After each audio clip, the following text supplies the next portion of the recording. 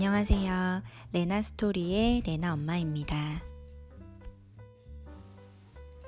오늘은 지난번에 노래로 소개해드렸던 너쉘 라이브러리를 쓰고 그린 모리스 샌닥이라는 작가의 삶과 대표작 괴물들이 사는 나라를 소개해드리려고 합니다. Where the Wild Things Are by Maurice Sendak. 20세기 현대 그림책은 괴물들이 사는 나라로부터 시작한다 라는 말이 있을 정도로 유명한 책이죠. 아마 많은 분들이 읽어보셨을 텐데요. 이 작품이 어떻게 만들어졌고 모리스 샌닥이 어떻게 그림책 작가가 되었는지, 이 그림책이 왜 그토록 많은 아이들의 마음을 사로잡게 되었는지에 대해 함께 알아보도록 하겠습니다. 모리스 샌닥은 1928년 뉴욕 브루클린에서 폴란드계 유태인의 막내 아들로 태어났습니다. 같은 해 미키마우스가 탄생했는데요. 어렸을 때부터 미키마우스를 따라 그리는 걸 좋아했다고 해요. 몸이 약했던 샌닥은 집에서 아버지와 형이 들려주는 이야기들을 듣고 그림을 그리고 창밖으로 아이들이 뛰노는 모습을 지켜보면서 끊임없이 스케치를 하던 조용한 아이였습니다. 이 유년 시절의 초기 스케치들이 나중에 샌닥의 작품 세계에 큰 영향을 미치게 됩니다. 고등학교 졸업 후에는 형과 함께 장난감을 만들어서 팔기도 했는데요. 형은 장난감을 만들고 샌닥은 장난감에 색을 칠하고 그림을 그렸습니다. 뉴욕의 유명한 장난감 상점인 FAO 슈왈츠에 자신들이 만든 장난감을 팔러 갔다가 파는 건 거절당했지만 가게의 매니저가 샌닥의 예술적 기질을 알아보고 그 가게에 쇼윈도 디스플레이를 맡겼다고 합니다. 일을 하면서 동시에 저녁에는 그림 수업을 들으러 다녔는데 이 시기에 그의 인생에 아주 큰 기회가 찾아옵니다. 샌닥은 장난감 가게의 어린이책 담당자의 소개로 Harper and Brothers라는 큰 출판사의 그림책 편집자인 울슐라 노스트롬이라는 사람을 만나게 됩니다. 이분은 유수한 천재 작가들을 발굴해내고 그들이 최고치의 능력을 발휘할 수 있게끔 영감을 주었던 분인데요. 그 당시 보수적이었던 미국 그림책 시장에 있어서 큰 변화와 영향을 끼쳤던 인물입니다. 샌닥은 이 편집자에게 발탁되어 사파가로 데뷔하게 됩니다. 두 분은 끊임없이 의견을 주고받고 우정을 쌓아나갔는데요. 후에 울슐라 노스트롬이 자신의 묘비명에 나는 샌닥의 편집자였다 라고 적어달라고 했을 만큼 두 분의 인연은 특별했습니다. 1963년에 모리스 샌닥은 괴물들이 사는 나라를 완성합니다. 이 작품은 사실 Where the Wild Horses Are 이라는 더미책으로부터 출발했는데요. 문제는 샌닥이 말을 너무 못 그렸던 거죠. 그래서 어떤 동물들이 좋을까 고민을 하다가 편집자인 울슐라 노스트롬이 동물 말고 네가 잘 그리는 걸 그려봐 라고 조언을 해주어서 이 괴물들이 탄생하게 되었습니다. 더 재미있는 건 이 괴물들의 원형은 샌닥이 어렸을 적 주말마다 집에 찾아오던 유태인 친척들을 그린 모습이라고 합니다.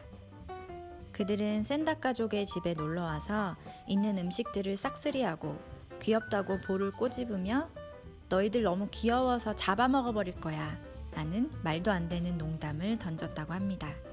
I will eat you up. 라는 구절은 괴물들이 사는 나라에서도 2번이나 등장하죠. 작품이 처음 출판되었을 때 이 극단적인 표현 때문에 논란이 많았었는데요. 그림책 초반에 주인공인 맥스가 내가 엄마를 잡아먹어 버릴 거야 라는 말을 하는데 사실 그 숨은 뜻은 엄마를 잡아먹어 버릴 만큼 사랑해 라는 뜻이었다고 합니다. 뒷부분에서 집으로 돌아가는 맥스에게 괴물들이 좀 더 구체적으로 말하죠.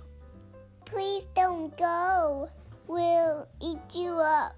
We love you so.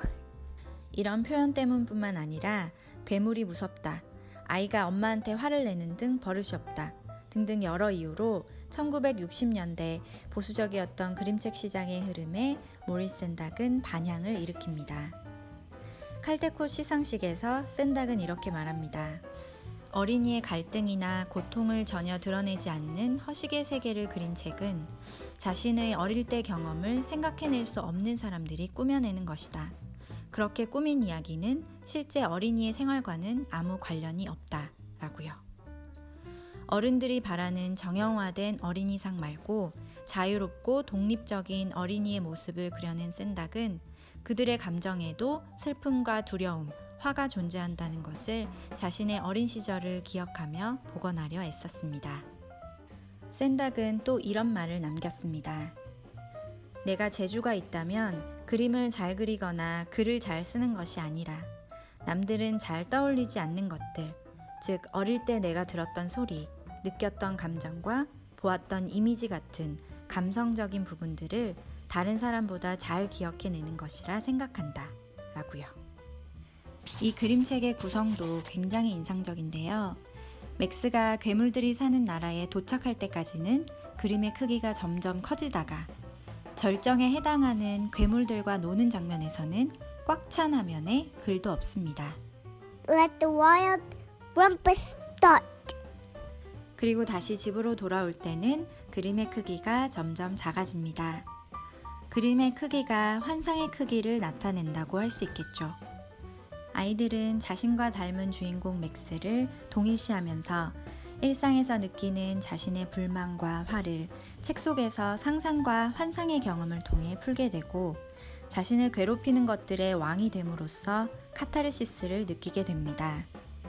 이렇게 평정심을 찾은 맥스는 이제 조금 피곤하고 배가 고프고 나를 기다리고 있을 집을 그리워합니다. 그림책 후반부에 맥스가 텐트 안에 앉아서 집으로 가야겠다고 생각하는 장면이 있는데요. 그림책 초반에서도 이불로 천막 같은 걸 만들어 놓았었는데 아이들이 이렇게 아늑하고 작은 공간을 좋아하는 것이 엄마 뱃속으로 회귀하고 싶은 본능 때문이라고 합니다. 엄마를 그리워하는 장면을 이런 식으로 표현해둔 것도 굉장히 흥미로웠습니다. 모리스 샌닥은 평생 동안 80권이 넘는 그림책 작업을 했고 그림책 작가로서뿐만 아니라 다양한 예술 영역에 두루 관심이 많아서 연극 및 뮤지컬 제작, 오페라 무대 예술 제작, 발레 공연 기획, 영화 제작에도 참여했다고 합니다. 어떠셨나요? 오늘 제가 준비한 영상은 여기까지고요. 재밌게 보셨다면 구독과 좋아요 부탁드립니다.